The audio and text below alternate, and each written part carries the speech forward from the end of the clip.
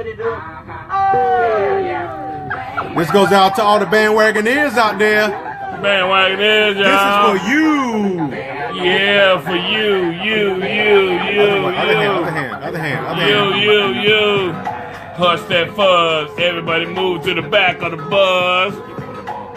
Yeah, this is Homeboy Fishing, featuring Chocolate Jefe with football with a little dab of fishing. Let me let Chocolate Jefe introduce himself to you all. We'll get this thing started. This is Chocolate Jefe. Hey, welcome to the College Football Championship Show segment. We only got one topic, and that's talk about this College Football Championship game between the Georgia Bulldogs, the local team, and the Alabama Crimson Tide. And as you know, Georgia Bulldogs have a ton of bandwagoners on that bandwagon this week. I told you that Pinto is everywhere. laid down, scrubbing the ground, because there's a lot of cats that done jumped on this bus. Everybody want to be a Georgia Bulldog fan this week. Oh, yes, they Sonny do. Purdue named yesterday National State Georgia Bulldog Day. I'm happy for the local team. We shall see. We shall We're going to see. talk about that right now. Please give us your comments. See if you agree with Chocolate Jefe and Homeboy Fishing. But Homeboy Fishing, get us started. Look at here. These are my top 5. You know what? It don't even matter no more. have no Because top we five. ain't got no top 5. We ain't got nothing. Stop talking about it. You It's see, she over. done snatched me out of coke. But anyway, I'm taking over the show today. And I'm breaking this down by positions. National championship, position by position. All right. Alabama versus Georgia. And I'm going to test your skills to see if your mathematical skills add up right, position by position. Let's All right. start off first with the quarterback comparison. All right. Who do you give this edge to? Do you give it to Georgia or Alabama? All Based off just what you think. Every team will get a plus, every team. So at the end, we're going to add these numbers up. Once we add these numbers up, by your picks, we're going to see calculating who should win the game. Then I'm asking your opinion. Then I'm going to give you my opinion. And then, you know what? We don't care about what you think. We don't care about what you think. All we care about is what we thought. That's right. And remember, folks, just because the numbers add up, that don't necessarily mean the game's going to work out that way. That's why they got upsets. But let's get this thing started here. You All said right, quarterback comparison. Who do you give that edge to? Break down your the quarterback. advantage I give is to Alabama. Alabama get a plus one. Alabama get the plus one. Here's the reason why. I'll keep score. Their for you, quarterback, Jalen Hurts, this is his third time in a row at this stage. So the stage is not too big for him. He's not nervous. Another thing, this year he takes care of the football. He does not make turnovers. He does not do dumb things with the ball, and he is deadly with his legs. He's not a great passer. He's deadly with his legs. Now, I have to give Georgia quarterback some comparison. He has to be cool. He has to avoid the turnovers and wait for opportunities to make his big plays. But the advantage in this game definitely goes to Alabama and Jalen Hurts.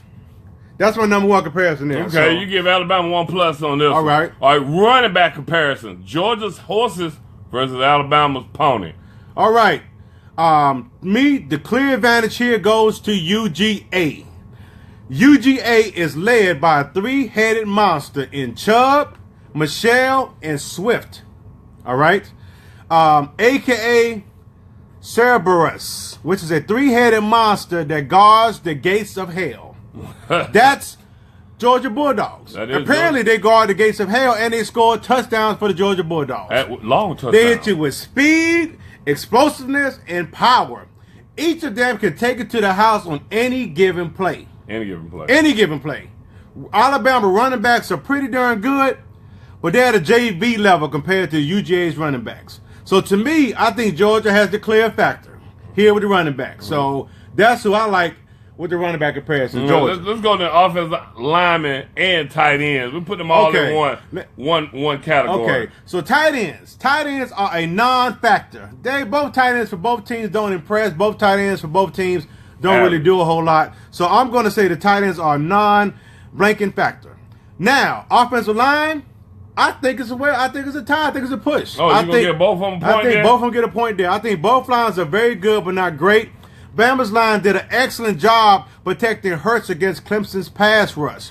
But Bama is not a prolific passing team, so it really doesn't matter. Their run block is very average. Georgia did the same against OU, but OU's defense is not very good.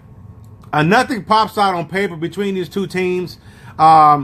And so I have to give it an average. I have to give both teams an even score in this particular one. So I give them both 1 point apiece. Crazy offenses comparison, but kickers. What do you think about kickers? Oh, man, kicker. Kicker, I'm going to give UGA the advantage. UGA? They got a kicker by the name of Rodrigo. I like to call him Goggles. He has a big and accurate leg.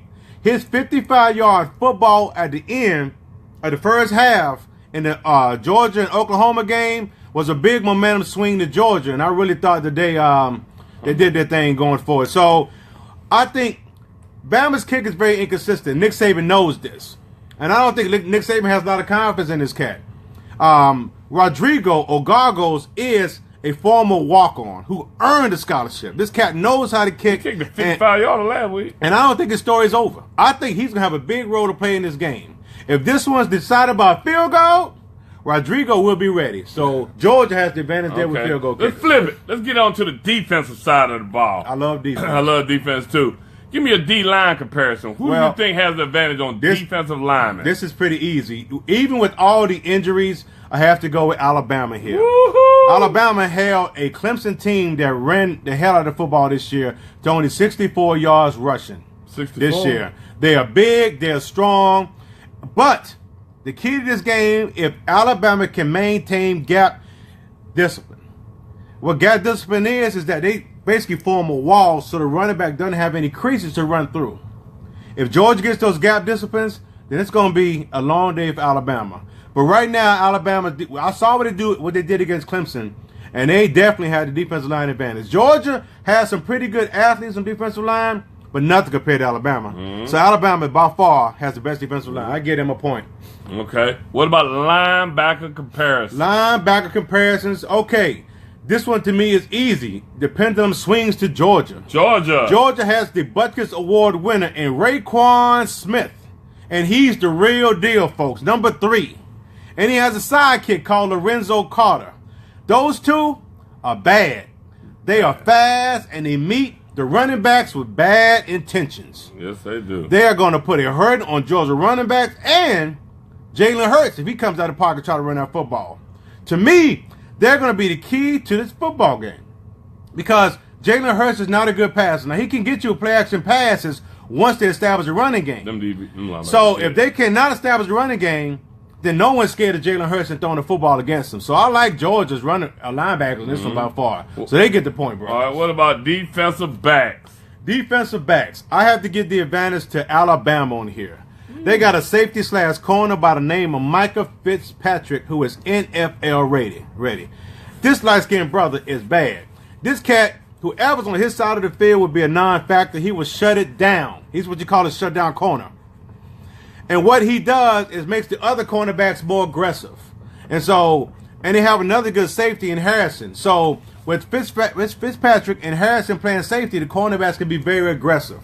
Georgia does not have any prolific wide receivers. So I think that Alabama is definitely going to make Georgia one-dimensional and run the football. Alabama's defensive backs will need to tackle very well in this game. Okay. Because it's not a matter of if, it's a matter of when. Georgia running backs break into the second level, because they will. Can Alabama tackle big boys? Those cornerbacks tackle and bring those boys down. So that's what I think about the Georgia running backs. So the Alabama defensive backs, they get the edge here. Okay. And the one thing I forgot was the punter. The punter here is a push. So give them both 1 point on that. Okay. Well, you know what that means? Looking at your scorecard, Chocolate Jefe, you have a 5-5 tie. But you know what? I got a tiebreaker. You got a tiebreaker? The tiebreaker goes to special teams. Who you like? My special teams go out to Georgia Bulldogs. You know what? One of them 3 horses, he back there returning kicks. Or they can put Sonny Michel back there to return kicks. That's true. So my special team go to Georgia. So by looking at the scorecard, we got Georgia winning by 1 point. And I'm going to tell you who's going to win this game for real and why. Because I am Homeboy Fishing. I wish I had my mink on. Check out NFL earlier today, but anyway. Number 3, Raekwon Smith, like you say, he is special. He is Thomas Davis 2.0. He gets to the ball with great anger. Cat's mad. He's mad. Running backs. Georgia has 3 of them. Chubbs will run you over. Did you see last week when he ran over 2 and conveying his composure to break for a long touchdown run. I saw it. Sony Michel, he don't run you over. He runs through you with just the speed. Just running through you. Ain't no arm tackling Sony Michel. Both will have big parts in this game and big runs. But like you said, don't forget about the minion. Do you know who the minion is? Who's the minion? That's the kicker. Oh, yeah. Kicked a 55-yarder last week. He's a game changer. Correct. Changed the whole momentum of the game. And honestly, y'all, Georgia Bulldogs win this one in a big one. Big shout out to my boy Sean Simmons. His son is number 87, Tyler Simmons. Watch this kid grow up. He was on 1 year up under me when I coached Little League football. As you can see the trophies in the back. He always been a ball player. And he's number 87 for Georgia. Big shout out to you, Sean. Good luck on your game Monday. What's up? That's what's up. Hey, check this out. You said it was 5-4, right? Based 5-4, on the point system. based on the point system. And who was winning? Georgia. Georgia, Okay, but I great. got Georgia winning by 21. Because of special teams. So this is what Chocolate Jefe has to say about this. I said it all year long. I thought Georgia Bulldogs were having a special year. No, I'm not a bandwagoner. I'm just a commentator who follows sports. They're having a special year. This game, attention folks, will not be a shootout. So the average football novice might go to sleep during this game. It's going to be a defensive game, low-scoring football game. UGA, listen, Alabama fans, UGA has shown the ability to make big plays all year long. Big run. They got those three-headed running backs. So, remember, big-time players make big plays in big games. Yes, they do. This is UGA's year, and they have those type of players. With that said, UGA wins their first title since Herschel Walker led the national championship team in 1980. Did you see him doing that backflip? Sorry, Bama. It's UGA over. by 4. We're not Georgia fans. In an upset. Anything over Alabama, we're totally against Alabama. I agree. So, Alabama fans, we love you, but again, stay tuned to to earlier we talked about grow up. It's only a game. It's only a game. It's only a game. You got on Alabama, bro. They're gonna discriminate against you like they do against anyone else. So don't think you're special because you wear Alabama jersey down in Alabama. Nah, you just Alabama. You didn't go to the school. Correct. Roll hard. That's all we hear. Roll hard. Roll what? Roll hard. We're tired of hearing rolling tide. Hey, bro. Hey, first time ever you hear it come out of Homeboy Fishing mouth. Let's go Bulldogs. Take care of business. Oh, wow. Run that ball. Wow. Hey, check this out, folks. This is our last college football broadcast of the year. I want to sincerely thank all of our fans for tuning in this year. Much love. We had a lot of fun with this. We appreciate all the comments. We appreciate all of the suggestions. They make us better. Next year, we're going to try to do the show bigger and better. What you got, Homeboy Fishing? First of all, thank you for after my week 1 with the guy who actually showed me how to get his podcast rolling. You came on and you took care of business week by week. We had our differences, but we fought through everything. I mean, it's 18 weeks in a row. It's kind of hard to be committed to do something over and over again, especially when you get up at this time in the morning on a Saturday morning and you don't get paid for this. Nope. We don't get paid for this, y'all. You know what? But it's our opinions. It ain't your opinion, but it is your opinion. So you remember something? This is Homeboy Fishing, featuring Chocolate Jefe, with football with a little dab of fishing, broadcasting live from Panthers Den. Final week, college football. Good luck, Georgia Bulldogs. Tyler Simmons, 87. Mount Carmel Rams.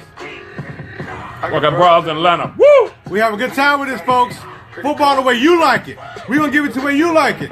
Thank you, gentlemen. See you next Sean year. Simpson, thank you so much for tuning in. Go Carolina. Reverend Henry, thank you so much. We love y'all. St. Louis watching all over the world, worldwide.